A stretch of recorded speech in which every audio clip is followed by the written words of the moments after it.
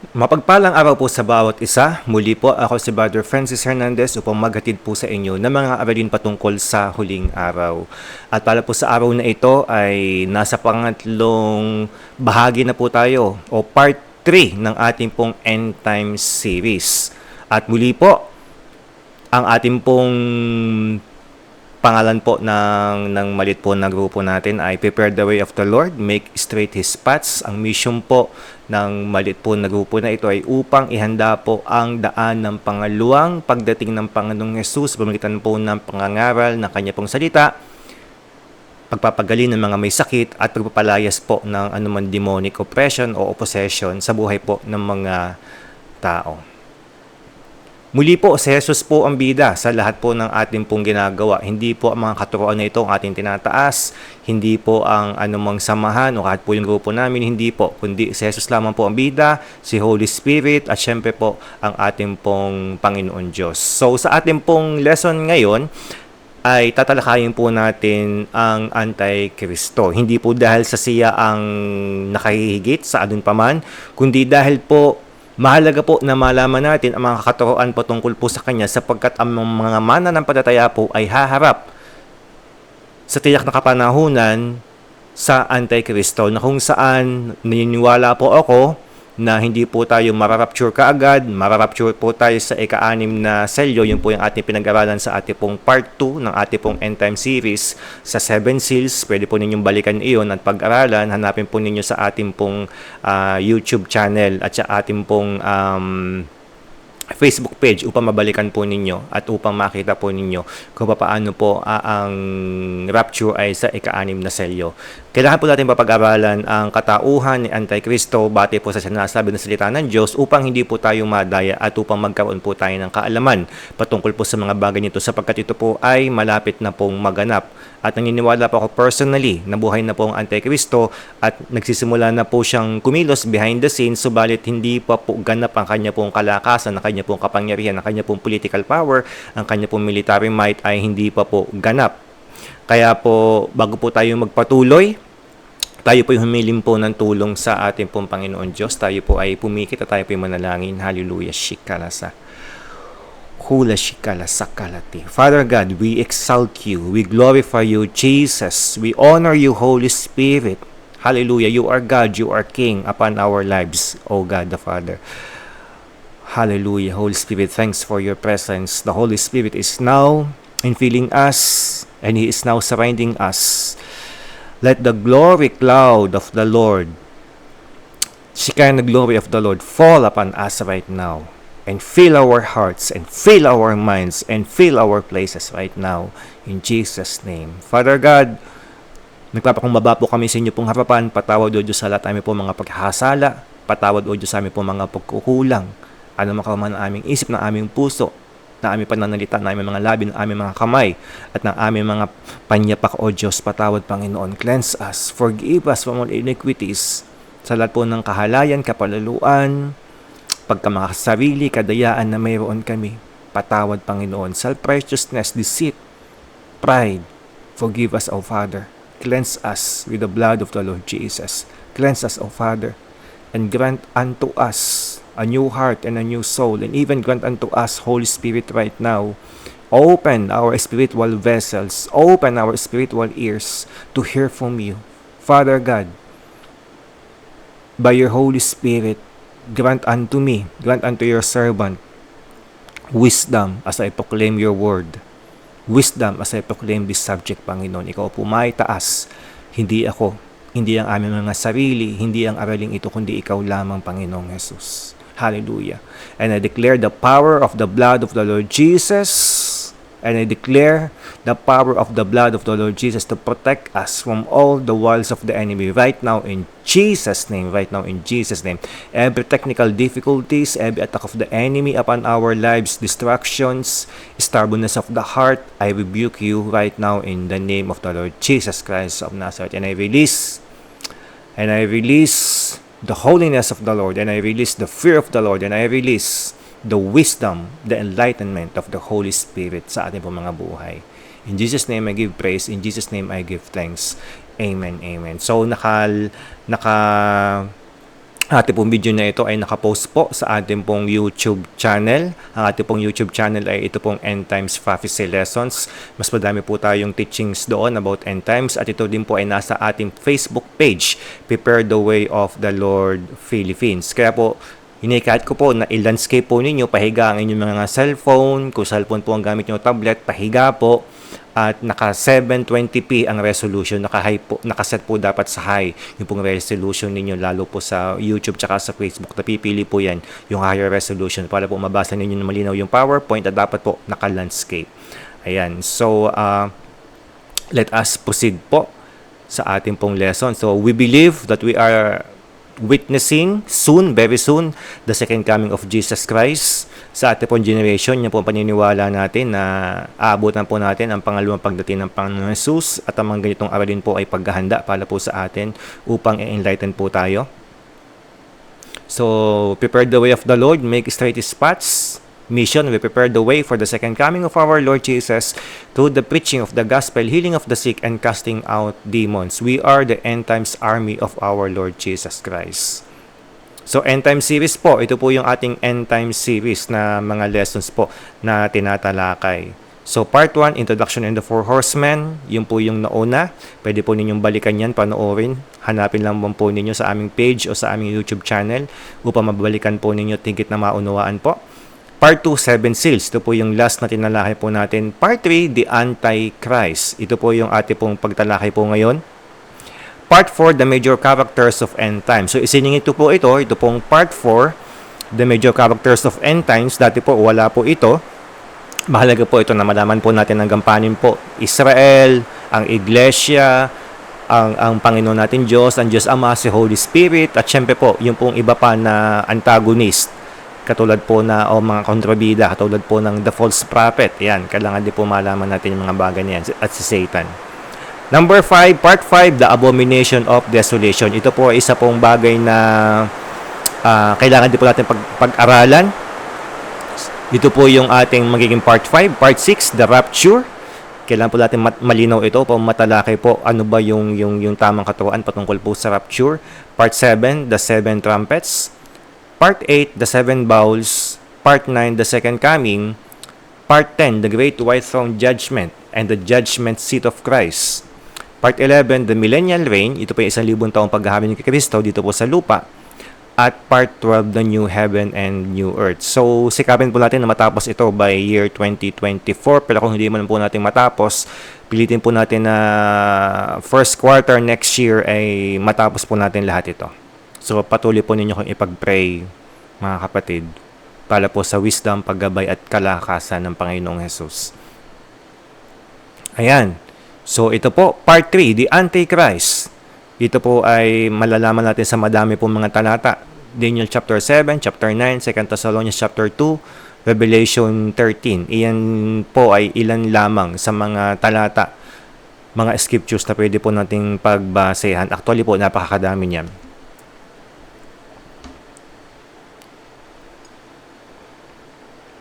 Muli po, why study end times? We are living in the end times or in the last days. We cannot survive spiritually the 70th week of Daniel if we are not prepared for it. Ayan. Hindi po tayo pwedeng makasurvive spiritually sa 70th week of Daniel. Malapit na po yan dumating. Actually po, dati naniniwala po ako dumating na yan. Nasa second seal na po tayo. Pero ngayon po, gradually, I am learning, hinahanap ko po yung covenant. At saka po yung 10 bansa na igagather po ng Little Horn o ng Antichrist. At para pong hindi pa yun nangyayari, more or less hindi pa po yun nangyayari, kaya po sa ngayon, medyo hati po paniniwala ko, mas kumikiling po ako ngayon sa paniniwala na hindi pa po nabubuksan ng mga selyo. Bakit? Hindi pa po nangyayari yung tipan yung covenant. So, I am being honest po sa inyo. Kung nagkakaroon po ng pagbabago ang akin pong pag-aaral sa end time, sasabihin ko po ito sa inyo. At kung ako po yung nagkakaroon ng mga pagkakamali sa mga nasabi ko dati, sorry po, patawad.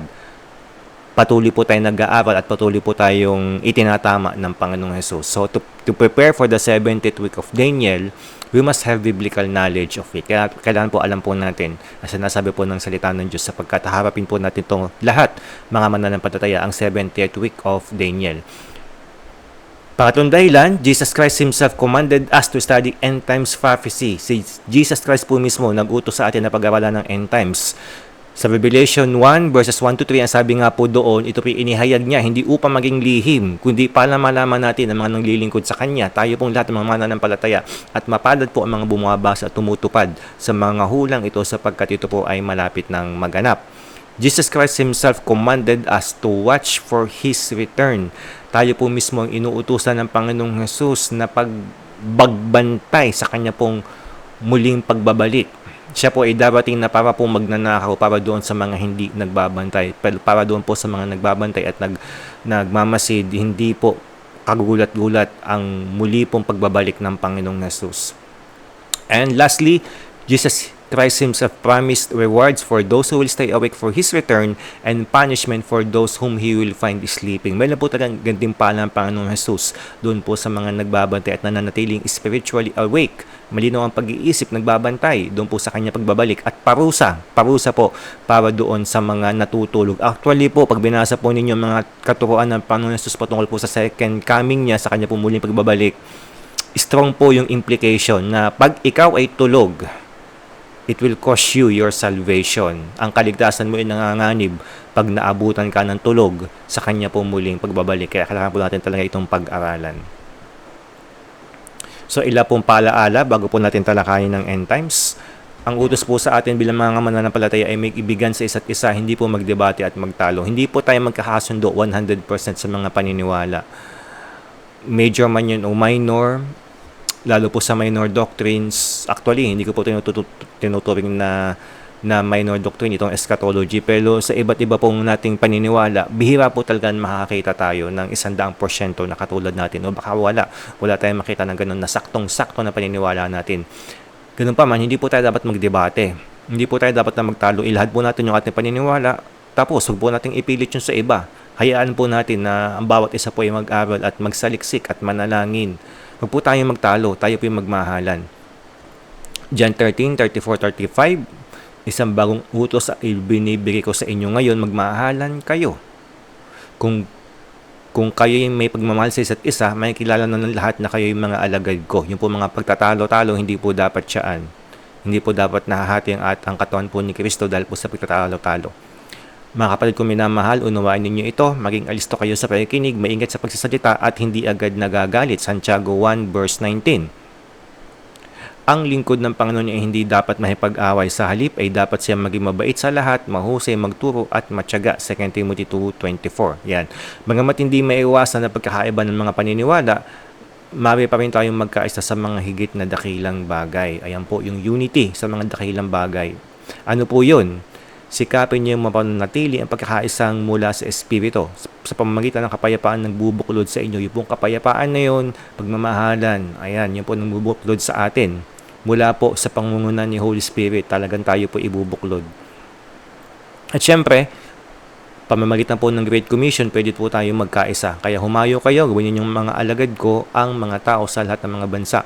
Bautismohan ninyo sila sa pangalan ng Ama, ng Anak at ng Espiritu Santo. Amen. Amen.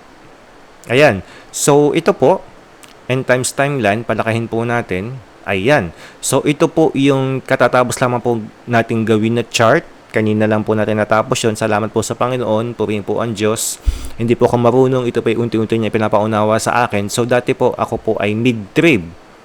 Pero ngayon po, ako po ay more on pre-wrath. O yung bago bumuhos yung puot ng Diyos, ay i-rapture po tayo. So, ito lamang po, pinapakita ko lamang po yung maikling summary ng paniniwala ko po sa end times timeline. Tatalakayin po natin ito sa mga susunod na aralin natin at magiging malinaw po ito. Kapag habang pinapanood po natin at kinukumpleto ang ating pong end time series, ito po ay magiging malinaw. So, yun po, yung 1,260 days at 1,260 days, 7 years po lahat yun. Yung po yung tinatawag na 70th week of Daniel. At ang seals po, yung po mga nasa baba, first seal, second seal, third seal, fourth seal, fifth seal, sixth seal, at seventh seal. Tinalahin po natin yan last time sa part 2. Kaya, balikan po ninyo yung part 2 kung hindi po ninyo napapanood. I-review po ninyo. Part 2, yung po yung 7 seals natin. Tinalahin po natin last time. Binigyan po natin ng diin yun at paliwanag at pinaliwanag po natin kung bakit po ang rapture ay napapapunta po doon sa ika-6 na selyo. Ika-6 na selyo, matapos po magkaroon ng mga tanda sa langit, ay saka po ira-rapture ang mga mananampalataya kasabay po nun ng first resurrection. Tapos, after po nun, pagka-rapture, katahimikan sa langit ng kalahating oras, pagkatapos po, hihipan ang mga tumpeta at bubuksan po yung 7 bowls. Ang 7 trumpets at ang 7 bowls, yung po ang bumubuo sa Day of the Lord o Wrath of God. So, ito po yun. Sige po, ipagpatuloy po natin. Pwede po ninyong mga kapatid na sana po naka-landscape po kayo, no? Pahiga ang inyo po mga cellphone o tablets. Kung hindi po kayo sa laptop nanonood para makita po nyo ito ng malinaw. Pwede po ninyo akong i-message sa akin pong Facebook account, Eschatology Scholar, o kahit po sa ating pong Facebook page, Prepare the Way of the Lord Philippines, kung gusto po ninyong hingin yung mga diagrams na ito at mga PowerPoint. So ito po yung review ng part 2 ng 7 seals po natin, counting review. Seal 1, Covenant with Many, Deception. Seal number 2, Wars, mga digmaan. Seal number 3, Famine, Taggutom. Seal number 4, Death, kamatayan po ng marami. Around 2 billion po ang mamamatay. The number 5, martyrdom. Madami po ang dadaing sa langit dahil po sa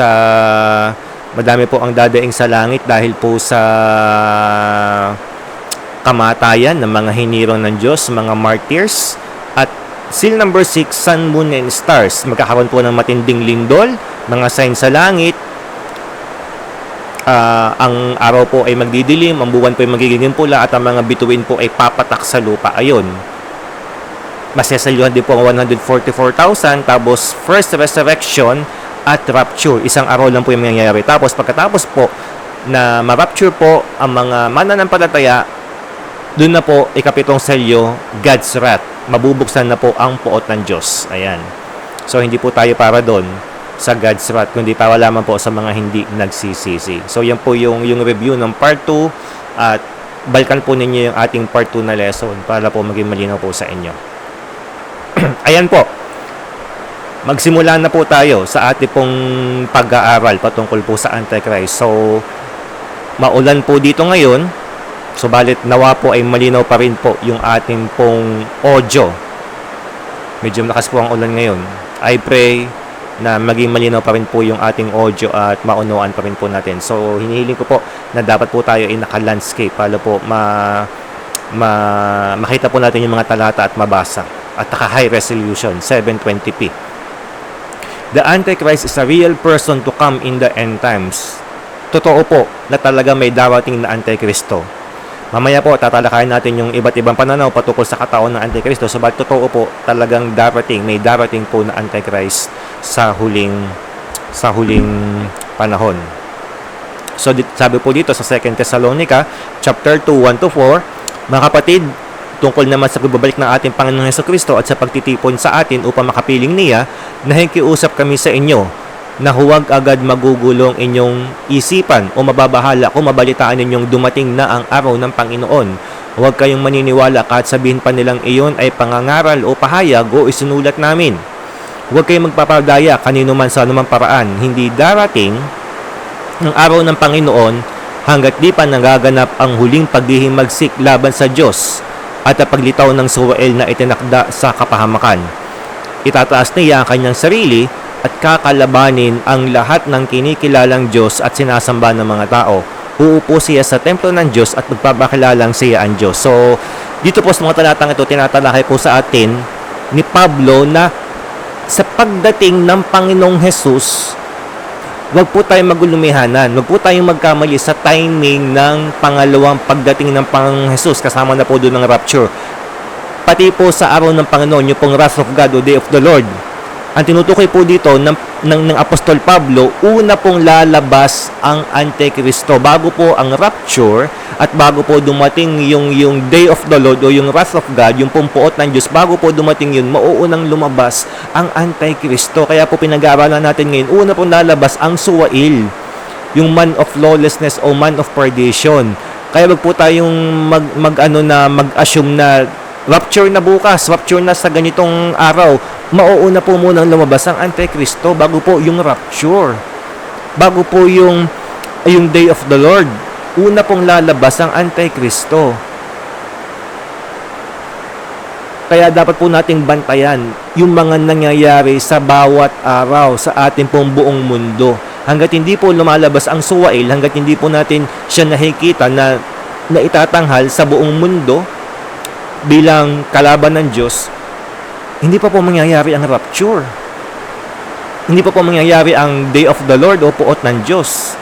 Kaya po mga kapatid, hinihiling ko po, umpisahan po ninyo sa lesson 1, sa part 1, sa part 2. Hindi po ninyo napapanood, tapos balik po kayo dito sa part 3 para maunawaan po ninyo. At ang dalangin ko po ay ang karunungan ng Panginoon ay sumagana para po sa ating lahat. Maituro ko po ito ng tama ayon po sa sinasabi ng salita ng Diyos.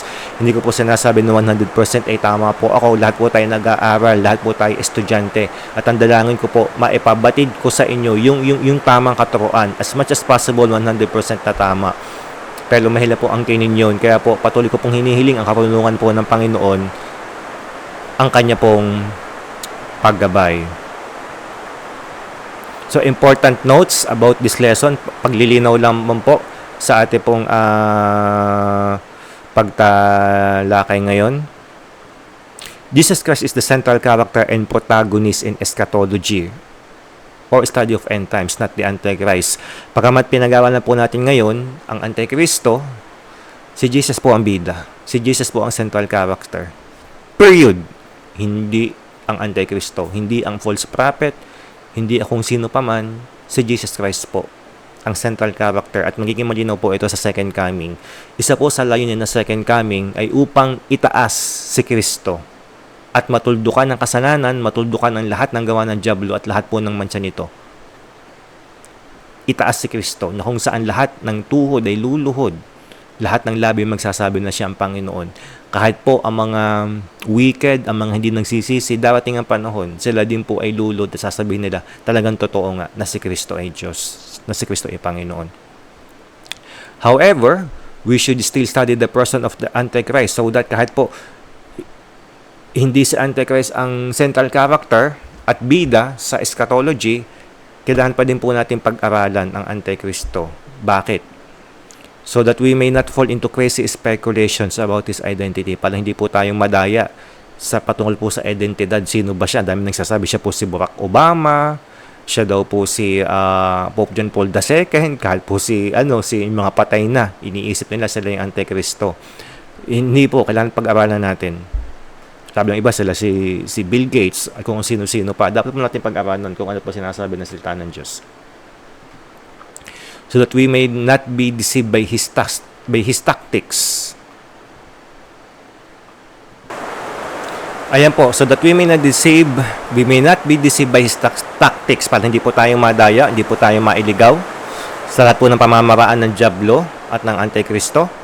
Kasi po mga kapatid, madami po madadaya, madami ang magsasabi na ito ay talagang savior, manliligtas. Yun po ang realidad. Ngayon, at madami pong mga mananampalataya ang tatalikod sa panahon po ng end times. At madami pong mananampalataya, may ilan mga mananampalataya ang yayaka po sa Antichrist. Ngayon, kailangan po natin makilala kung sino siya para makaiwas po tayo sa mga kadayaan. We may be able to stand against him in the hour of his wrath. Great tribulation, the wrath of Satan, the wrath of Antichrist. Kailangan po natin malaman ang patungkol po sa Antikristo para mapaglabanan po natin ang kanya pong poot. Kung makikilala po natin siya at kung malalaman natin kung paano po siya aatake, kung sino siya, kung ano yung kanyang nature, sa panahon po ng Great Tribulation o Wrath of Satan, Antichrist, na ibubuhos po sa atin o pag-uusig sa atin ng Antikristo, magtatagumpay po tayo kung kilala po natin siya. Subalit higit sa lahat, kalapitan po sa Panginoon, kapuspusan po kay Holy Spirit. Na siya magiging dahilan kung bakit po tayo ay magtatagumpay. Biyaya ng Diyos, kapuspusan kay Holy Spirit. Pangatlo na naman po yung pagkakilala natin kung sino ang Antikristo. We should educate ourselves and others about these matters because we live in the age of great deception. And only the light of the Word can save us from being deceived. Kailangan po nating mag-aral at turuan din po ang iba patungkol po sa mga bagay na ito sapagkat tayo po ngayon ay nasa panahon po ng matinding kadayaan, matindi pong deception ang ikinakalat ngayon ng dyablo sa buong mundo. At ang dami din pong mananampalataya ang nadadaya. Madami pong mananampalataya ang nadadaya at kailangan po natin bumalik sa liwanag ng salita ng Diyos upang hindi po tayo madaya. We cannot rely on experiences, opinions, and teaching of others. We ourselves must study. Hindi po tayo pwedeng manangan sa ating pong karanasan, mga opinions, kahit po tayo nakakita ng mga vision, pangitain, panaginip. Babalik po tayo sa salita ng Diyos para po salain ang mga karanasan natin. Salita po ng Diyos. End times. Prophecy. Ayon po sa nakasulat na salita ng Diyos. Madami po nag-i-interpret ngayon ng end times bate po sa mga pangitain nila at panaginip. Delikado po yun. Hindi ko po sinasabi na hindi nangungusap ang Diyos sa pamagitan po ng panaginip at pangitain. Hindi ko po sinasabi. Ibig ko sabihin, may interpret mo lang ng tama ang pangitain at panaginip na mula kay Holy Spirit, mula sa Diyos, kung alam mo ang sinasabi ng kanyang salita, ng Biblia. Kasi nakasulat niya, nakalatag niyan eh. Hindi kabibigyan ni Holy Spirit ng pangitain o ng panaginip na tutol sa kanyang salita. Tutol sa Biblia. Bakit? Siya po yung author ng Word of God. Ngayon, paano mo siya ma-interpret ng tama? Ang dami po na naginip dati na rapture. Naniniwala po ako sa Diyos yun. Kaya lang, nagkamali sila sa timing. Inisip nila na yun na yung katuparan. Na naginip sila ngayon, tapos inakala nila mangyayari na agad sa mga susunod na araw, susunod na linggo. Hindi.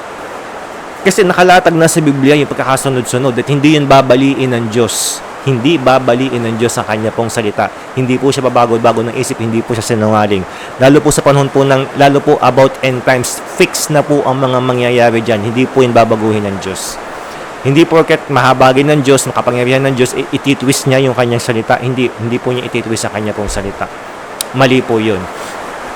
Isa po sa mga palatandaan ng pagiging Diyos niya, kung paano po niya itinatanyan po ang kanyang sarili bilang Diyos na buhay, nag-iisang Diyos na buhay, at ang iba ay Diyos-Diyosan lamang, ay sa pamamagitan po ng propesiya. Sabi po niya sa Isaiah, hindi ko na po alam kung anong chapters yun, nasabi po niya doon, ay siya lang po ang tunay na Diyos. At pinapatunayan po niya yon, isa po sa kanya pong malaking patunay na siya lamang po nag-iisang tunay na Diyos na buhay sa pamagitan po ng pagtupad niya sa mga hula. Tinutupad po niya yung mga hula ng sakto bate po sa kanya sinabi. Ngayon, ito pong end times prophecy, ang Bible po ay 25% prophecy. At malaking bahagi po sa 25% na yun ay yung pong end times. Yung pong second coming ni Jesus. Ngayon, tutuparin po niya yun ng detalyado, ng espesipiko, batay po sa kanya pong mga sinulat at sinabi. Kaya po, hindi po niya yun babaloktutin. Patutunayan po niya ang kanyang pagiging Diyos sa pamamagitan po ng detalyado na pagtupad po sa kanya pong mga sinabi. Walang bawas, walang kulang, kundi 100% po na sakto. Kaya po kung tayo po yung mga nananaginip, salain po natin yan sa salita ng Diyos. May pangitain, salain po natin yan sa salita ng Diyos. Hindi po yan pwedeng lumampas sa salita ng Diyos o magkulang sa salita ng Diyos. Salita po ng Diyos po ang huhusga. Dahil fix na po yun, inilatag na po lahat. Pag-aaralan na lang po natin, babasa na lang po natin. Ngayon, pag hindi ka babad sa salita ng Diyos, hindi mo ma-interpret ng tama yung mga panaginip at pangitain na mula sa Diyos patungkol sa end times. At pangalawa, hindi mo masasala. Hindi mo masasala yung mga panaginip at pangitain na mula pala sa dyablo. Kasi po ang mga panaginip at pangitain, pwede din pong magbigay ang dyablo ng mga yan. Pwede din po tayong dayain. Ngayon, kung hindi ka grounded sa word, lahat na lang tatanggapin mo na galing sa Diyos. At tayo po ay pwede po na manigaw. So, ituloy po natin. Different views about the person identity of the Antichrist. Ito po yung iba't ibang paniniwala patungkol sa identity, identidad o pagkakakilanlan kung sino yung Antikristo. Yan. A system of beliefs. Ayan. Para po sa iba, hindi talaga isang tao ang Antikristo, kundi siya po ay, some see the Antichrist not as a person, but only as a thought or a system of beliefs. Kundi ang Antikristo ay isa lamang kaisipan o isang sistema ng paniniwala. Yun po yung paniniwala ng iba. So, mali po ito. Pangalawa po, a government system. Some see the Antichrist as the most powerful government or government system that will take over the whole world in the end times. Totoo po na Antikristo ay magkakaroon po ng isang gobyerno, one world government o new world order na magte-take over sa buong mundo. Totoo po yun. Pero ang Antichrist po ay hindi lamang isang government system. Hindi po. Siya din po talaga ay isa pong tao.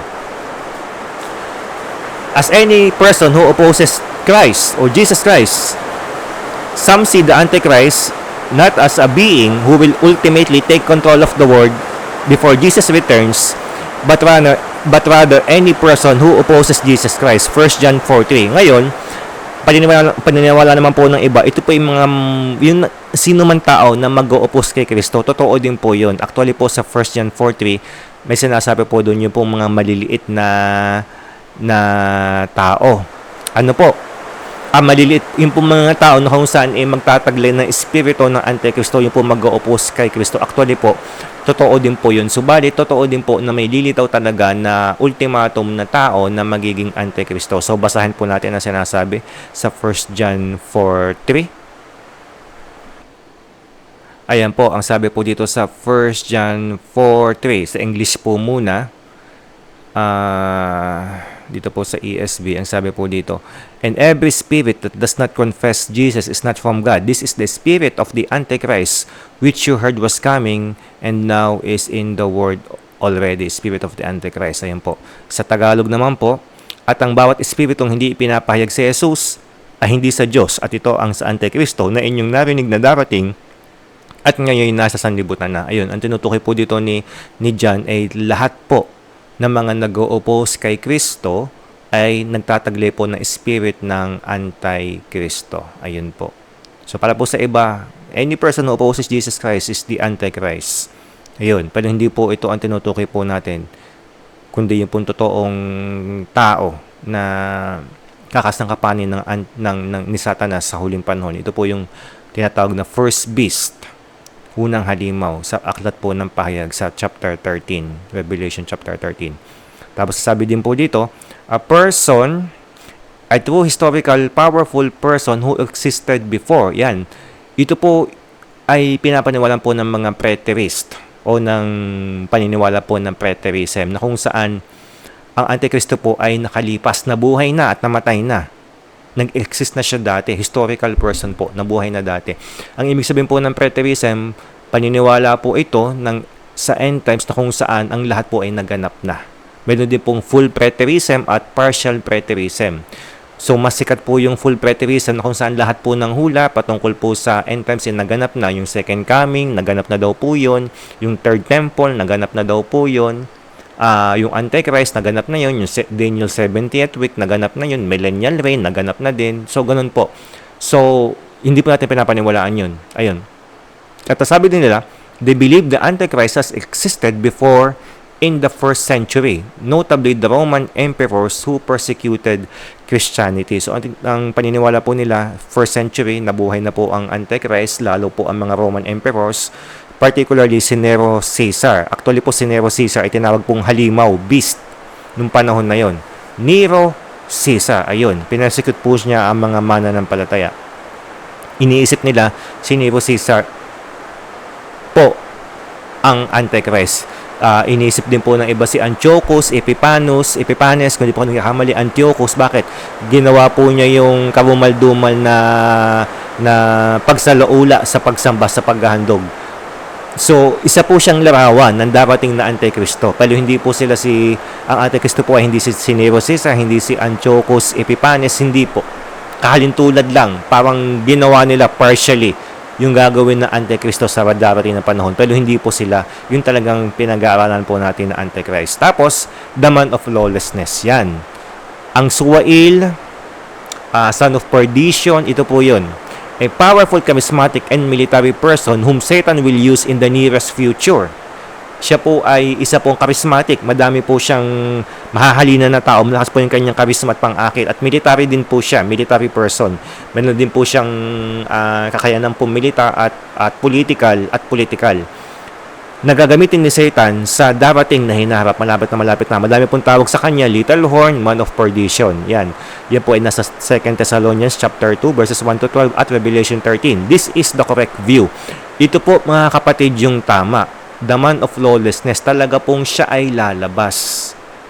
Mayroon po talagang tao na charismatic na talaga po yayakapin ng marami at magiging parang savior sa paningin po ng marami. Totoo po, ito po yung totoong view. The Antichrist, other scriptures, ito po yung iba pong mga talata na patungkol po sa Antikristo. Actually po, napakadami po dito mamaya pag tinalahin po nito yung mga characters. Hindi lamang po natin babasahin na lahat ng yun habang tatalahin po tayo sapagkat sobra pong dami. So, inuulit ko po, pwede po kayong mag-comments. Kung may po kayong mga katanungan, pwede po kayong mag-comment o mag-chat sa ating pong video na ito. Pwede po kayong mag-comment sa YouTube channel at saka po sa ating pong Facebook page at susubukin po natin sagutin sa biyaya po ng Panginoon at sana po ay naka-landscape kayo, pahiga ang inyo pong cellphone o tablet habang pinapanood po ninyo ito sapagkat para po mabasa po ninyo ng malinaw yung pong mga talata at yung mga paliwanag. The Antichrist, other scriptures, sabi po dito sa pahayag 13, 5-8. Ito po yung unang halimaw. Pinahintulutang magsalita ng kayabangan ng halimaw. Lumapastangan sa Diyos at maghari sa loob ng 42 buwan. Nilapastangan nga niya ang Diyos, ang pangalan ng Diyos, ang tahanan ng Diyos at ang lahat ng nakatira doon. Pinahintulutan din siyang digmain at lupigin ang mga hinirang ng Diyos at binigyan siya ng karapatang mamahala sa bawat lahi, lipi, wika at bansa. Sasamba sa kanya ang lahat ng nabubuhay sa ibabaw ng lupa, maliban sa mga tao ang mga pangalan ay nakasulat sa aklat ng buhay, bago palikay na sa libutan. Ang aklat na ito ay paggawi ng korderong pinatay. So dito po, 42 buwan, 42 months, 3.5 years po ang katumbas noon, mag-ahari po ang Antichrist. So ito pong 32 months na yon, ito po ay nasa second half. Second half po ito ng Daniel's 70th week. Maghahari daw po ang Antichrist. So, nasaan po yun? Ayan, ito po yun. Ito pong seal number 4 hanggang 6. The Great Tribulation. Actually po, sako po nito ng kaunti yung pong 7 trumpets. Yan. Diyan po sa panahon na yan, maghahari po ang Antichrist. Sa second half po ng Daniel 70th week. Ang Daniel 70th week po, ito po ay mas kilala po sa tawag na tribulation. Pero tawag po, mas biblical po na tawag dito ay Daniel 70th week. So, ito po ay 7 years lahat-lahat. At ang hati po nun, syempre, ay 3.5 years. Sa panahon po ng 3.5 years, sa second half, yung pong pangalawang 3.5 years, doon po maghahari ang Antichrist. Sa panahon po ng Abomination of Desolation. Ayun. At madami po siyang ipapapatay ng mga mananampalataya. Katulad po na sinabi po dito sa talata 7. At sa talata 8, sasambahin po siya ng lahat. Subalit, ang mga hindi po sasamba sa kanya ay yun lamang mga nakasulat ang pangalan sa aklat ng buhay. Kaya sikapin po natin na talagang mamuhay ng tapat, may takot sa Diyos, puspos ng pananampalataya, puspos ng pag-ibig, para po matiyak po natin work out our salvation with fear and trembling. Isabuhay po natin ang ating paligtasan. Sa pahayag naman 19, pahayag chapter 19, verses 19 and 20, at nakita kong nagkatipo ng halimaw at ang mga hari sa lupa, kasama ang kanilang mga hukbo upang kalabanin ang nakasakay sa kabayo at ang hukbo nito. Nabihag ang halimaw, gayon din ang huwad na propeta na gumawa ng mga kababalagan sa halap ng halimaw upang dayain ang mga taong may tanda ng halimaw at sumamba sa larawan nito. Ang halimaw at ang huwad na propeta ay inihagis ng buhay sa lawa ng apoy na nagliliyab sa asupre. So, ang halimaw po dito, first beast, yun po yung Antichrist. Ang second beast po, ay yun po yung false prophet. So, sana po makompleto po ninyo ang series natin para maunawaan po ninyo ang lahat. Magiging malinaw po ito ng palinaw po na ng palitaw habang nakukompleto po natin, habang nagpapatuloy po tayo sa pagtalakay. So, itatapon po sa dagat-dagatang apoy ang false prophet at pati po ang Antichrist. Ito po ay mangyayari sa pagdating po ng Panginoong Jesus sa kanya pong second coming. Ayan. So, ang pinapaniwalaan ko po, dito na image of the beast, yung pong larawan ng halimaw na sasambahin po ng tao, hindi po ako sigurado, pala maaari po na ito po yung artificial intelligence. Kaya po ngayon, sinasanay po ang tao, katulad po ng chat GPT, na talaga pong wow, nakakamangha ang artificial intelligence. Ang daling mag-research, ang daling gumawa. Meron nga pong magsulat ka lang ng title, ng aklat, tapos magbigay ka lang ng counting details, within 5 minutes, gagawa ka na ng e-book o ng aklat ng artificial intelligence, pero may bayad po yun. So, pinapamangha po tayo ng artificial intelligence. Well, huwag po tayo magpadaya. Hindi po sa Panginoon yan. At ang artificial intelligence, gagamitin po yan ng Antikristo upang po tayo ay gapusin. Para po ang mga tao ay gapusin sa pagsunod po sa Kanya, para din po sa surveillance society. So, hanapin din po yung mga video ko about dyan sa surveillance, yung pong smart cities. Hanapin po ninyo yung mga video ko na yan sa YouTube channel at maging dito po sa Facebook. Hindi ko po alam kung nasa Facebook ko na po yun, yung patungkol po sa smart cities. So, magpatuloy po tayo. The Antichrist, some characteristics according to Scriptures. Napakadami po ng characteristics ng Antichrist.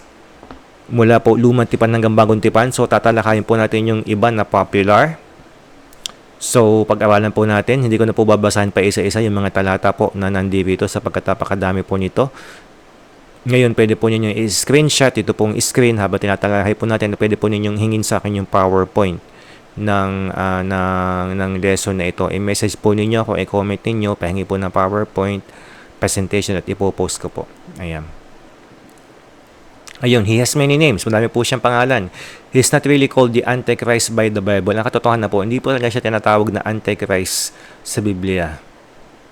Ipinangalan lang po yung Antichrist sa kanya ng mga sikat na theologians. Pero ang katotohanan, iba po yung tawag sa kanya ng Biblia. Madami po siyang titles. Yan. Son of Perdition or Man of Lawlessness sa 2 Thessalonians 2:1-7, yung Suwail. Yan. Man of Lawlessness, Suwail. Ayan. King of the North. Hari ng Hilaga. Daniel 11:21-45. Beast of the Sea. Revelation 13:1-10, yung po yung first beast. 11th horn of a powerful 10-horn beast. Daniel 7:7-11 at saka po 18-28. 11th horn. Ruler that will come. Daniel 9:26-27. Little horn. Daniel 8:8-14 and 23-27. Ayan, yun po yung mga pangalan. So, ang dami po ano. Pangalawa po katangian niya, the Antichrist will lead the world down the path of sin and unrighteousness and to spiritual doom. Ayun. Ang Antichrist po talaga pong pangungunahan po niya ng buong mundo, lahat po nasusunod sa kanya sa daan po ng kasalanan at kabulukan, wickedness. The Antichrist will not only be lawless, but will seek to change our understanding of the laws of God. Daniel 7:25, and corrupt with flattery those who do wickedly against God. So, susubukin po ng Antikristo na baguhin ang mga batas ng Diyos at kumilos po at if-flatter po niya, pupurihin yung mga tao na kumikilos laban po sa Diyos. So, napakasama po ng Antikristo. Sa pangatlo, the Antichrist, though being evil, will appear as Savior. Daniel 11:21, 2 Corinthians 11:14-15. The Antichrist will seem to establish peace and global unity, then implement chaos during the Great Tribulation. Ayun. So, during the 7 years covenant, yayakarin po siya ng buong mundo. Alam po natin yung first seal, ang ano po nun ay yung covenant. Ang senyales po na naumpisa na po yung unang tatak ay yung pong covenant. Ngayon, yayakapin po siya ng buong mundo bilang tagapagligtas, bilang Mesiyas, dahil sa pamagitan po niya, titigil yung mga digmaan, aalisin po niya yung mga digmaan na nangyayari, kaguluhan. So, magkakaroon po muna ng mga digmaan, then ang Antichrist po papasok sa eksena, ipapatigil po niya yun. So, yayakapin po siya ng buong mundo. Siya po yung mag-o-offer ng solution sa marami pong problema sa daigdig. At siya po yayakapin po ng marami bilang Savior, bilang manliligtas. Actually po, magpapakalala po siya bilang Mesiyas talaga at talaga pong yayakapin pa siya ng marami. Pero, magdudulot po din po siya ng kaguluhan sa Great Tribulation. Diyan po sa Abomination of Desolation, yun po yung gitna. Abomination of Desolation, tatalakayin din po natin yun. Doon siya magdudulot ng kaguluhan. At ipababasahan po niya yung tipan at uusigin po niya ang mga mananampalataya.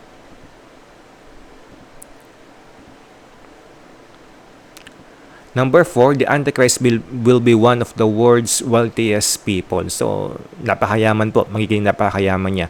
The Antichrist will also be in control of much of the world's wealth.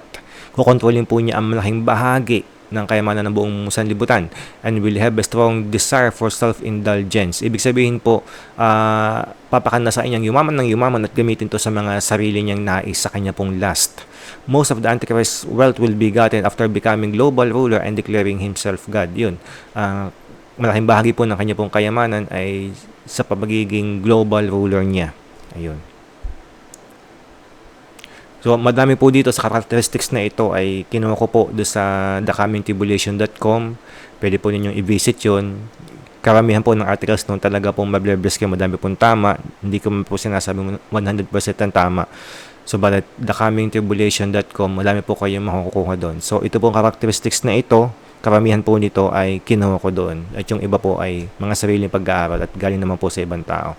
So, the Antichrist, number 5, the Antichrist will display power through great speaking ability. Revelation 13:5. So, magaling po siya magsalita. Magaling po siyang, bahagi po ito ng kanyang pagiging charismatic. Lahat po ng charismatic na tao ay magaling po na magsalita. Number 6, the Antichrist will be wise in deceitfulness. Magiging tuso po. Napakatuso. Daniel 8:23 and verse 12. Sa pagiging tuso po niya, madami po siya mapapasunod ng mga kaharian, ng mga tao, ng mga bansa. Ayun. At kahit po ang mga mananampalataya, madami po ang magbabackslide sa panahon po ng end times. At kahit po ang mga mananampalataya, ang ilan sa mga mananampalataya ay madadaya po niya. The Antichrist will be a bold-faced liar. Magiging napakasinungaling po talaga niya.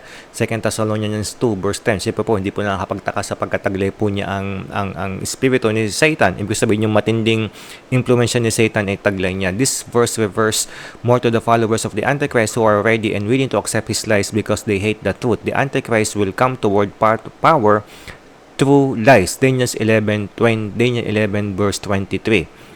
Mapapataas po na mapapataas ang posisyon ng Antikristo sa buong mundo pamamagitan po ng paghahabi niya ng kasinungalingan. Number 8, the Antichrist will be a military genius. Daniel 8 verse 25 tsaka Revelation 13 verse 4. He will have a mighty and fierce countenance and will be skilled at deciphering others' intentions. Yung military genius, ibig sabihin magaling po siya sa militar, sa pagplano kung paano sasakupin ng mga bansa. Napakahusay po nito at magiging napakatapang din po niya. Ayan, napakatapang at malalaman po niya yung intensyon ng iba't ibang bansa, ng iba't ibang presidente, kaya madali po para sa kanya na salaulain iyon at pangunahan sapagkat magiging napakatalino po niya para po sa pagplano. Ayun. Number 9, the Antichrist will not regard the desire of women. Hindi po siya mag-aasawa o hindi siya maghahangad ng kapartner. Daniel 11 verse 37. Number 10, the Antichrist will be very proud, magiging napakayabang at napakapalalo. Self-centered. Daniel 11 verse 36 and verse 2. The Antichrist will be worshipped along with the beast kingdom that will be created by Satan. Ayun, Revelation 13 verse 2 and 12, Daniel 11:38. So, sasambahin po siya, kasama po yung kanya pong kingdom na itatayo. Talaga pong titingalin ito, yung po kanyang kaharian na itatayo, kasama po dun yung artificial intelligence. Hahahangaan po talaga yan. Yung kaharian niya, pati po yung artificial intelligence, hahangaan po talaga siya. And the Antichrist will exalt himself above all the false gods. He will blaspheme the true living God. Revelation 13 verse 6, and will eventually proclaim himself as God. Itataas po niya ang kanyang sarili sa lahat po ng Diyos. Tutuyain po niya yung iba't ibang Diyos-Diyosan, yung mga Diyos ng Hinduism, ng Buddhism, Confucianism, lahat po yan, tutuyain niya. Tapos, tutuyain din po niya ang tunay na Diyos. Kasama yun sa kanya pong tutuyain at ipoproklima po niya ang kanyang sarili bilang nag-iisang Diyos at madami po siyang madadaya at mayroon pong mga maniniwala po sa kanya. Number 11, the Antichrist will be an atheist. Ayun. Daniel 11 verse 37. The atheist denial of God is literally the spirit of the Antichrist. 1 John 40, as an atheist, the Antichrist will blaspheme God and place himself in the role of deity. Ayun. Sa una po, talaga pong ipapakilala niya na hindi siya naniniwala sa anumang Diyos. Pero sa kahuli-hulihan, ipapakilala po niya na siya po talaga yung nag-iisang Diyos. Ayun. Alam po natin kasinungalingan yan. Pero madami po siya mapapaniwala. Lalo po sa 2 Thessalonians chapter 2, kung di po ako nagkakamali, o chapter 4, chapter 2 pong The Great Deception. Chapter 4 po yata yan, 2 Thessalonians chapter 4, na kung saan yung delusion. Na ang sabi po doon, 2 Thessalonians chapter 2 ba yun? Ayun po.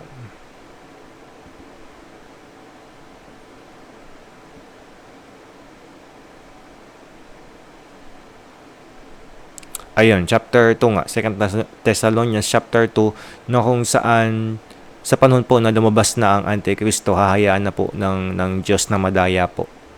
Malin lang yung mga hindi po nananampalataya sa Kanya. So, madami po talaga maniniwala kay sa Antikristo. Siya po yung magiging abomination at siya po yung magiging great delusion. Na kung saan sa panahon po na yun, na nangyari na yun, magpakilala ang Antikristo at hindi po manampalataya ang mga tao, yung po mga tao po na hindi po nananampalataya sa panahon na yun, pahihintulutan po ng Diyos na sila po ay madaya. Kaya ito po yung pagkakataon na kailangan po tayong mag-double time sa pangangaral at paghahayag po ng salita ng Diyos, sapagkat sa panahon po na yun ng great delusion, napakahirap na pong mangaral. Number 12, the Antichrist will come in his own name, sa kanya po sariling pangalan, but will be given authority by God, will be backed by the supernatural powers of Satan. Gagawa po siya ng mga himala, and will be in absolute control. Ayun. Will be given authority by God, ibig sabihin pansamantala, hayaan ng Diyos na siya po ay maghari-harian dito po sa lupa. Yun pong ibig sabihin nun. At may na po siyang magdi-display po siya ng supernatural powers ng Diablo. Alam po natin yung mga gift ng Holy Spirit. May counterfeit po si Satan dyan, pero yung bunga, yung pong kabanalan, pag-ibig, pananampalataya, hindi po yan kayang gayahin o i-duplicate po ng Diablo. Kaya dapat po namumuhay tayo sa banal na Espiritu, sa pangunguna ni Holy Spirit. Number 13, the Antichrist will wage war against God's children, Daniel 7:19-22, and prevail against them. Daniel 7 verse 21 and Revelation 13 verse 7. Ayun, gigirahin po ng Antikristo ang mga mananampalataya. Hindi naman po mga Hudyo, kundi po mga mananampalataya, ang iglesia in general, at magtatagumpay siya. Ibig sabihin, physically, mapapatay ang mga mananampalataya. Hindi po in the spiritual sense, kundi physical sense, magagapi po ang mga mananampalataya. Pahihintulutan ng mga mananampalataya ay mapatay, maikulong. Alam po natin yan, Matthew 24, 9, 10, 11. Dahil sa inyong pagsunod kay Kristo, kayo ay kakakalad ka rin, paparatangan, ibibilanggo at papatayin. Ngayon po, ito po mga talatang ito ay maliwanag po, nakatibayan na wala pa pong rapture sa panahon na ito. Hindi tayo mararapture sa bago mangyari yung tribulation na 7 years o Daniel's 70th week. Hindi po tayo mararapture agad, hindi po. Aabutan po natin ng Antikristo. Bakit? Ayan po, malinaw sa sinasabi po na salita ng Diyos na talaga pong ipapapatay na Antikristo mga mananampalataya. Ngayon, sasabihin natin, ay mga malamig na mananampalataya yun. Sasabihin po ng iba, mga naiwan yun sa rapture. Hindi po sumusunod sila sa kalooban ng Diyos. Dahil nasabi po sa Matthew 24 verse 9, sila na mga sumusunod sa kalooban ng Diyos ay aawayin kayo, papuputan kayo ng sanlibutan dahil sa pagsunod sa akin, hanggang sa kayo ipapatay. Ibig sabihin, mga mainit ang mananampalataya yun, mga banal, kasi sumusunod sila sa kalooban ng Diyos. Paano mangyayari na sila yung mga lukewarm Christian na maiiwan? Sila yung sumusunod sa kalooban ng Diyos. Ibig sabihin, mga banal sila. Tapos, sa langit, i-honor sila sa ika-5 selyo, dadaing sila sa kalangitan. Sila yung mga banal na may puting mga kakasuotan. Dumadaing sila dahil sila pinatay sa lupa dahil sa kanilang patotoo. Ibig sabihin, inusil sila ng Antikristo dito sa lupa. Banal sila. Hindi sila yung mga lukewarm Christians na naiwan sa rapture. Ibig sabihin, talaga pong wala pang rapture sa panahon na ang Antikristo ay maghari-harian.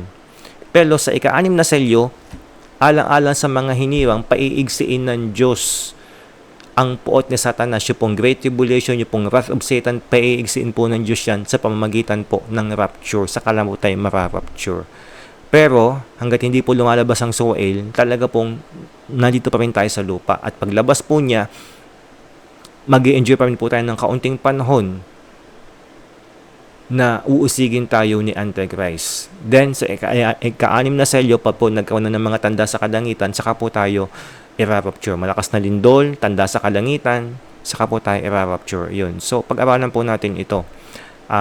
Matthew 24, 9, 10, and 11. Then they will deliver you up to tribulation and put you to death, and you will be hated by all nations for my name's sake. Ibig sabihin, dahil ikaw ay tapat na naglilingkod sa Diyos, pagsunod sa kalooban ng Diyos, kamumuhian ka. Mga banal na mananampalataya ito, hindi ito mga naiwan sa rapture. Ibig sabihin, hindi pa talaga magra-rapture agad. Haharapin natin ang puot ng sanlibutan at ang puot ng Antikristo. Ayun, sabi nga dito sa verse 9, Matthew 24 verse 9, kung magkagayo, ibibigay kayo sa kapighatian at kay papatayin at kay kapopuotan ng lahat ng mga bansa dahil sa aking pangalan. Mga tunay na mananampalataya ito. Mga tunay na sumusunod sa kalooban ng Diyos. Ngayon, ibig sabihin, pinapabulaanan nito yung kaisipan na rapture agad. Hindi po, aabutin po natin ng Antikristo. Kaya dapat po natin itong paghandaan, mga kapatid. Alamin po natin ng tama ang plain na sinasabi po ng salita ng Diyos. Ayun. Hindi po natin kailangan pakalaliman. Yun po yung plain na sinasabi ng salita ng Diyos. At verses 10, 11, 12, madami po ang mananamig sa pag-ibig. Madami po tatalikod sa pananampalataya. Magtataksilan sa isa't isa. Mga mananampalataya magtataksilan po sa isa't isa sa panahon po ng mga kahirapan na ito. Subalit, syempre yung po mga titiis hanggang wakas, sila po yung maliligtas. So ituloy po natin. Balikan po ninyo yung part 2 ng ating pong series para maunawaan po ninyo na talaga pong ang rapture ay banda-banda doon pa. Hindi po agad-agad. Abot na po natin ang pot ng Antichrist, pero may bukod po tayo talagang lesson para po sa ating pong pagtalakay dito sa rapture. So ituloy po natin, number 14, the Antichrist knows dark languages, which means he will know witchcraft or occult. Daniel 11:23 and 25. Ibig sabihin po ng dark languages, incantations, yung po mga magic o black magic, witchcraft, alam po niya yan.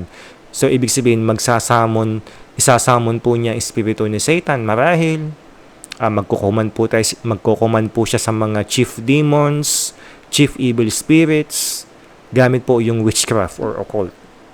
Hindi na po nakakapagtaka yan sapagkat siya nga po yung Antichrist.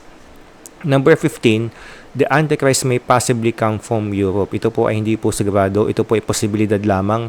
Hindi po direkta sinasabi sa mga talatang ito, pero possible, pala pong implied po yan dito po sa mga tanatang ito. Sabi nga po ng iba, ang Antichrist manggagaling po sa European Union. Bakit po? Ang European Union, yun po yung revived Roman Empire. So, yun po yung natural na, yun po yung traditional na isa sa mga paliwanag. Hindi po natin matiyak kung po ay talagang tama. Pero may posibilidad po. So, malalaman po natin yan habang nagmamatsyag po tayo sa mga nangyayari sa buong mundo. Ayan, the Jews are waiting for their false Messiah, the Antichrist. Ngayon po, konting background, ang mga Hudyo po, dahil sa kanilang katigasan ng ulo dati, dahil sa hindi nila pagtanggap kay Jesus, sila po ay pala pong isinumpa ng Panginoon Diyos. Sila po ay under po ng spiritual blindness. Ano pa yung spiritual blindness? Hindi po nila makita na si Jesus Christ ang Mesiya. Pero hindi naman po lahat. May ilang pong Hudyo, kakaunti, na naniniwala na si Jesus Christ ang Mesiyas. Ngayon, pero karamihan po, majority ng mga Hudyo ay hindi po naniniwala na si Jesus Christ ang Mesiyas. Kaya po ngayon, pag nangaral po kayo sa Israel, pinupaklaman ninyo na si Jesus Christ ang Mesiyas, ay medyo mag-ingat po kayo dahil talagang pwede po kayo mabugbog, pagtulungan, lalo po pag nag-iisa kayo, nakapanood po kayo ng mga video sa YouTube na talaga pong mga Hudyo po na babae, talaga pong sinampal po siya ng isang rabay dahil pinoproklima po niya, sinasabi po niya na si Jesus ang Mesiya, sinampal po siya, pantal po yung kanyang mukha dito. So galit po ang mga Hudyo kay Jesus, hindi po nila matanggap na si Jesus ang Mesiyas. Yung po yung general ng mga Hudyo. Karamihan po, hindi naman po lahat, may mga Hudyo po naniniwala na si Jesus Christ ang Mesiyas. Ngayon, naghihintay pa rin po ang mga Hudyo ngayon ng Mesiyas. Kaya po pagpasok na Antikristo, magpapakilala siya ng Mesiyas at maniniwala po ang maraming Hudyo. yayakapin siya bilang tunay na Mesiyas, yung pong Antichrist, yung po ay matinding kadayaan. Ngayon po mga kapatid, pinahintulutan po ito ng Diyos para makumpleto po yung bilang ng mga hintil na maniniwala kay Jesus na sasampalataya. Ako po ay hintil dahil hindi po ako Hudyo, hintil po. Pero salamat, spiritual Jew, spiritual Israelites po tayo. Lahat po ng nananampalataya sa Panginoong Jesus ay spiritual Israelites po. Yun. Pag nakompleto na po ang bilang ng mga hintil na maniniwala kay Jesus, saka po manunumbalik ang mga Hudyo. So, ituloy po natin. Ayon po sa paniniwala ng mga Hudyo, ang hinihintay nilang Musayak, yun po yung Jewish Messiah, sa panunulat ng mga Maimonides. Yan. Ito po yung katangian. Ito po isa pong pinunong Hudyo. So, ang paniniwala po ng mga Hudyo, darating po yung Musayak. Ito po yung Jesus Messiah. Jewish Messiah. Hinihintay pa po nila. Ito, hanggang sa ngayon. Tapos madadaya po sila sapagkat yung Antichrist, akala nila, ito na yung hinihintay nila na Jewish Messiah. Ano po yung katangian ng Musayak o yung Jewish Messiah? Ito pa nagsumikap sa pag-aaral ng Torah at maselan tungkol po sa pagsunod sa mitzvot. Yan, Torah po. Sa ulo po nila yung first 5 books. Genesis to Deuteronomy, yung pong first 5 books na sinulat po ni Moises. Ito po ay na-impluensya ng mga Hudyo na sundin ang mga paraan ng Torah. Ibig sabihin, matindi po yung kanyang influence. Kaya po niya impluensya ng mga Hudyo na sumunod po sa Torah. Letter C, nagsasagawa po ng mga panukala ng Diyos. Maibigin po ito sa kautusan at nasusunod po niya. Letter D, nangunguna. Mangunguna po ito sa pagpapatay ng ikatlong tempo. Yan, third temple. Yan, third temple. Mangunguna po itong Musayak sa pagpapatay ng third temple. At pang-5, tutulong sa pagpapanumbalik ng mga Hudyo sa bayang Israel. So, very ganda po ng katangian. Pero yung pala ay false Messiah at Antichrist. Yung kanila pong madadatnan at tatanggapin. Madadaya po ang madaming pong mga Hudyo sa Musayak na kadala pong hinihintay sapagkat Antichrist na pala yun. So, malamang po ito pong mga bagay nito, i-fulfill po ito ng Antichrist. Lalo po yung letter D at letter E. Ayan. Yung pong third temple, ito po yung traditional na interpretation ng Antichrist po talaga tutulong siya sa pagpapatayo ng ikatlong templo. So, yan. Ito po yung link kung saan po ito kinuha. Ayan. Ayon sa paniniwala ng mga Hudyo, ay meron silang hinihintay na pagdating ng dalawang Mesiyas. Ay, yung dalawang Mesiyas pa nga, kanila pong hinihintay. Ben Joseph, ang Mesiyas na maghahari sa kapayapaan, mapayapang Mesiyas. Ben David, ang Mesiyas na maghahari sa kapangyarihan o makapangyarihang Mesiyas. So, bali po, ito po lahat ay ma-fulfill po ito sa Antichrist. Very possible na ma-fulfill po ito sa Antichrist. Dahil, syempre, dapating po siya bilang Savior, yung Antichrist. Then, dapating din, later on, siya po ay mangdidigma. Ben Joseph muna, kanyang approach, mapayapa, man of peace, then Ben David. So, ayun po. So, ang mga Antikristo po ay, ang mga Hudyo po ay naghihintay sa Mesiyas. At madadaya po sila sa pagdating po ng Antikristo. Akala po nila ito na po ang Mesiyas. So, is the Antichrist alive? Ayan po. Buhay na ba ang Antikristo? Ngayon, dapat sasabihin ko po yung kasagutan ko. Personally, hindi ko po sinasabi nito, galing po sa Biblia. Ito po yung opinion ko lamang. Yes, para po sa akin, the Antichrist is alive. Hindi po ito sinasabi ng salita ng Diyos na talagang ngayon buhay ng Antikristo. Wala pong ganun tayo mababasa sa salita ng Diyos. Pero, kapag inaano po natin, yung katangian po ng mundo na paghahawin po ng Antikristo, unti-unti na po siyang sineset up ngayon.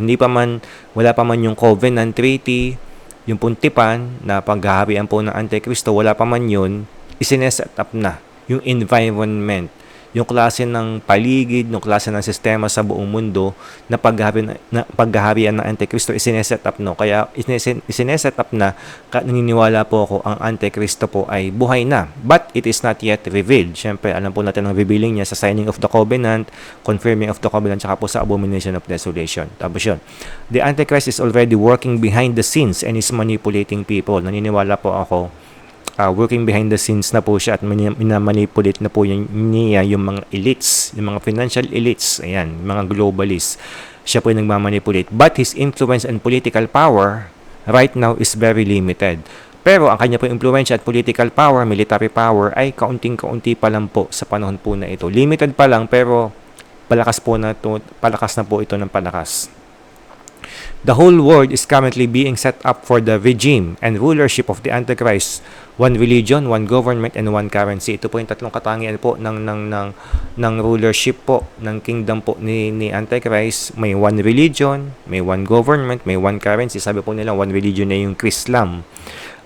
Kung makikita po, Islam, ibig sabihin pinagsama po na Christianity at Islam. Kung mapapansin po ninyo, si Pope Francis, itong mga nakakaraang taon, lagi po siya nag-aano na pagkaisa ng mga religion. First time lang pong ginawa yun ng Pope yun.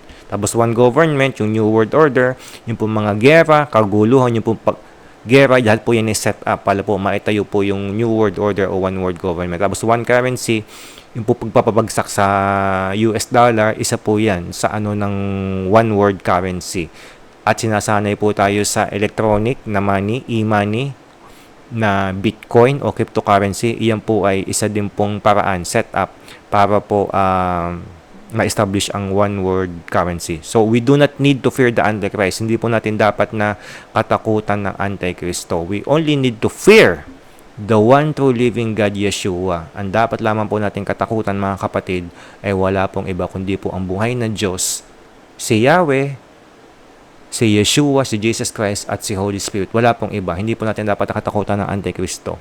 Bagamat dapat po ang panahon po ng abomination of desolation, may utos po sa atin na magtago, lalo po sa bansang Israel, magtago na sa mga kabundukan, maging po sa atin, naabot din po yun, magtago sa mga kabundukan.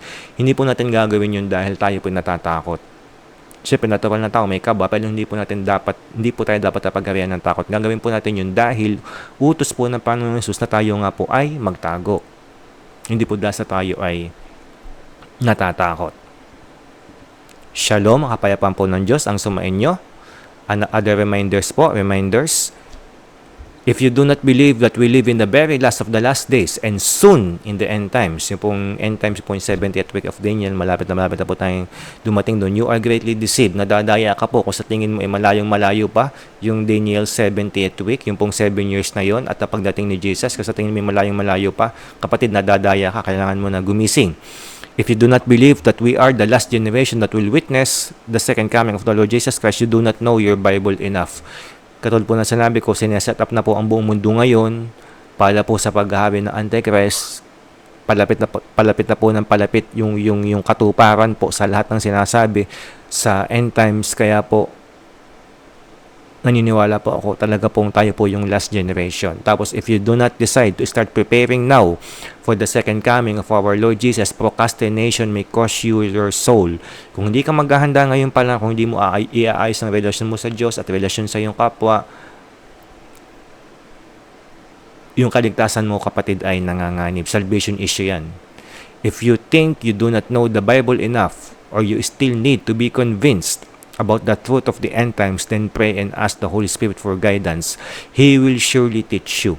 Kung sa tingin mo ay kulang ka pa sa kaalaman, pagdating sa end times at kailangan mo pa itong malaman, idalhan mo sa Panginoon, iluhod mo, mag-aral ka ng salita ng Diyos at tiningin mo kay Holy Spirit ang kanya pong paggabi at ituturo niya sa inyo. So, year 2020, simula po yun ng masigasig na pag-aaral ko patungkol po sa end times at hindi po ako binigo ng Diyos, hindi po ako binigo ni Holy Spirit, tinutulungan po niya ako na maunawaan ng mga ganitong bagay sapagkat ito po ay mahirap.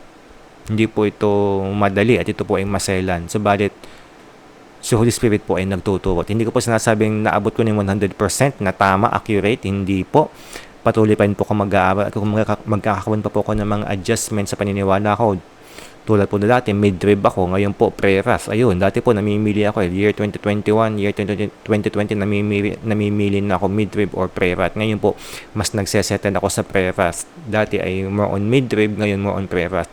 Dati po, naniniwala ako na sa second seal, nasa second seal na po tayo, nabuksan na nakapasok na tayo po sa Daniel 70th week. Ngayon, paniniwala ko po ay more on parang hindi pa dahil hindi pa po nangyayari yung tipan, yung covenant. Dati po kasi paniniwala ko yung covenant ay yung Abraham Accords, pero habang tinitingnan ko po yung pinag-aaralan, parang hindi pa medyo malabo. Hindi po tumutugma sa criteria po ng Biblia. Shalom. So some reminders. Nasa pahayag po ito, akong si Juan ay nagbibigay ng babala sa sino man makarinig sa mga propesiya na nasa aklat na ito, sa sino man magdaragdag sa nilalaman ng aklat na ito, idaragdag ng Diyos sa kanya mga salot na nakasulat dito. Ang sino man mag-alis ng anuman sa mga salita ng aklat ng propesiyang ito ay aalisin ng Diyos na karapatan makibahagi sa bunga ng punong kahoy na nagbibigay buhay at sa banal na donsod na binabanggit dito. Sinasabi na nagpapatotoo sa lahat ng ito, tiyak na nga, darating na ako. Amen, dumating ka nawa, Panginoong Jesus. Naway makamtan ng mga banal ng lahat ng kagandahang loob ng Panginoong Jesus. Pahayag 22, verses 18 to 21. So mga kapatid, ito po yung matinding babala ng Panginoong Jesus. Huwag po tayo magdadagdag at huwag po tayo magbabawas. Kaya po, hindi po madali ang ituro po ang end times. Hindi po talaga madali. Ito po isa pong maselan na katuruan na hanggang ngayon ay pinagdedebatehan po ng madami. Kaya po madami iglesia ayaw po itong ituro sapagkat ito po ay napakakasel at madami pong views. Pre-millennialism, amillennialism, post-millennialism, pre-trib, mid-trib, pre-ras, post-trib, ayun po. Napakadami po nito na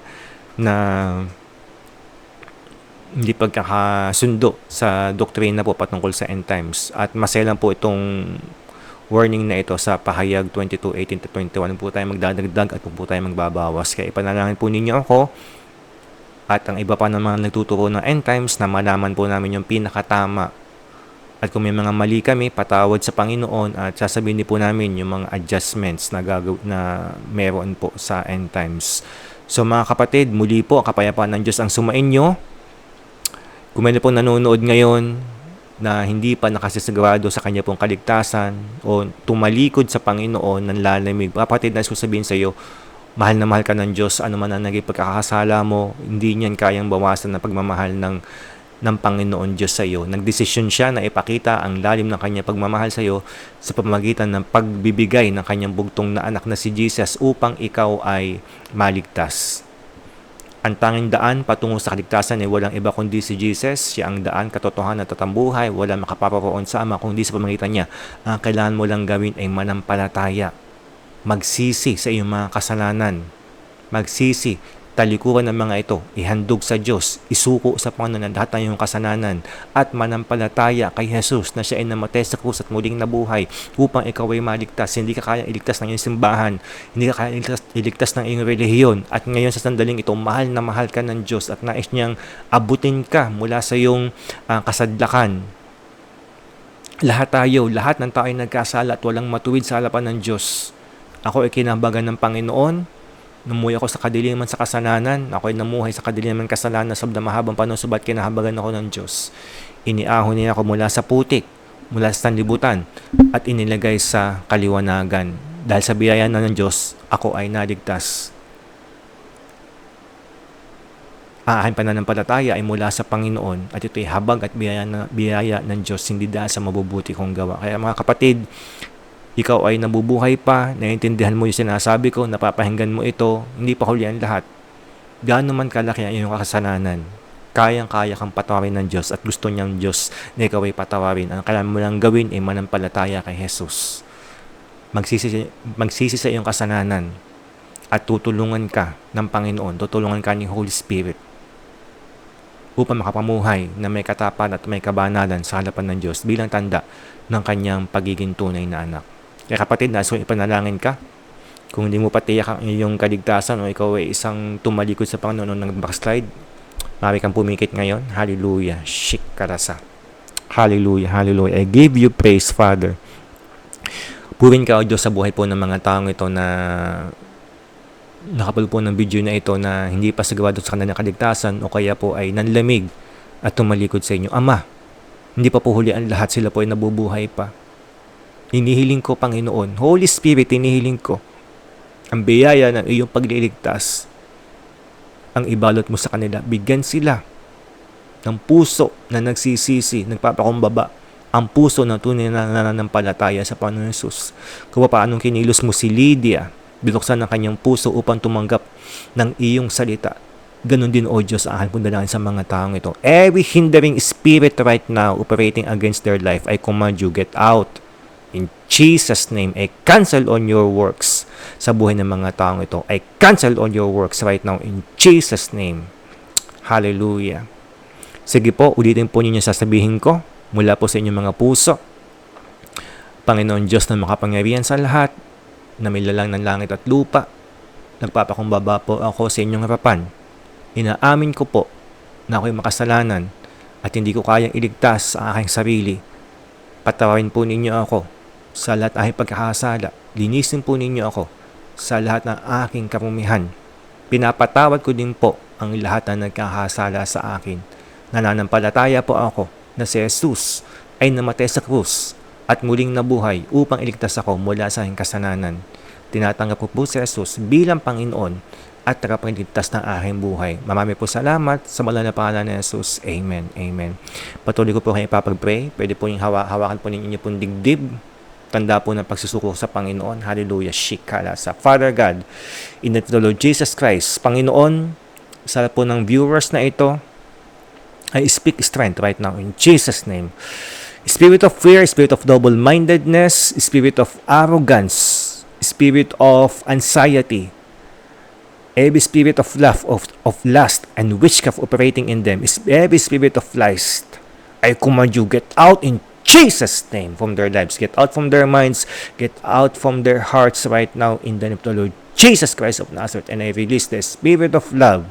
I release the glory of God. I release the spirit of love and faith in God in the name of the Lord Jesus. Father, I declare upon their lives, dinideclare ako, O Diyos, sa katuparan ng iyo pong salita na kung saan iuukit mo ang iyong mga salita sa aming mga puso. Aalisin mo ang puso naming bato at papalitan mo ito ng puso ng laman na malambot na nahahandang sundin ng iyong kalooban. I give you praise, I give you glory, O Father, and I release your glory upon these viewers right now, and I cover them, each one of us, with the blood of the Lord Jesus. Hallelujah. And I cancel the spirit, any spirit of retaliation against our life, and I speak protection, and I speak, Father, no weapon of the enemy shall prosper against us. Marami po salamat o Diyos. Marami po salamat o Ama sa banal na pangalan ni Jesus. Amen. So muli po, marami po salamat. Please comment your questions and any testimony sa video na ito. At i-share po ninyo to sa marami. Meron po tayong Facebook page, Prepared the Way of the Lord Philippines. Pwede po pa-follow. I-follow po ninyo, i-like and follow para po masubaybayan po ninyo yung mga susunod po na End Time series. Maganda po makompleto po ninyo yung 12 lessons. So ito na po yung part 3. Sa part 4 po, tatalakayin po natin ng major characters of the End Times. So YouTube channel, End Times Prophecy Lessons, paki-subscribe din po para po hindi po ninyo ma-miss yung mga videos natin. At pag po pinapanood po ninyo yung mga videos natin, please, lagi po naka-landscape o pahiga yung ating pong cellphone o tablet. At dapat po nakaset po sa high yung resolution. Sa 720p, pwede po mabasa po ninyo na malinaw yung po nasa screen. So, salamat po na marami muli. Si Jesus po ang bida. Ang itinataas po natin ay si Jesus. Hindi po ako, hindi yung samahan na ito, hindi po itong mga katawan nito, kundi si Jesus, ang Diyos Ama at si Holy Spirit. So, shalom, ang kapayapaan ng Diyos ang siyang maghari sa bawat isa. The Lord bless you and keep you and make His face shine upon you. The Lord give you peace and lift up His countenance upon you. In Jesus' name, all glory belongs to Jesus. Si Jesus ang bida. Amen, amen, amen. Mapagpalang araw po. Shalom.